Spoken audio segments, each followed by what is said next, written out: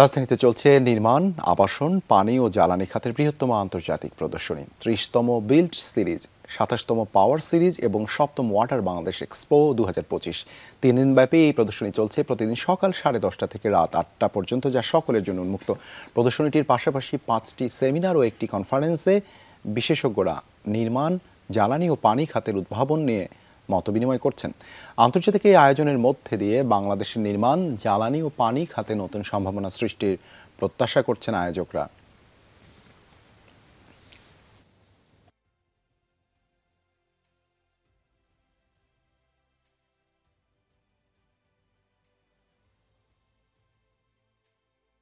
আন্তর্জাতিক কমিউনিকেশন আমাদের যতই হবে প্রোডাক্ট বেসে, আমরা তত দৃঢ়তার সঙ্গে আগাতে পারবো, সেটা এক্সপোর্টের ক্ষেত্রে হোক, সেটা ইম্পোর্টের ক্ষেত্রে হোক।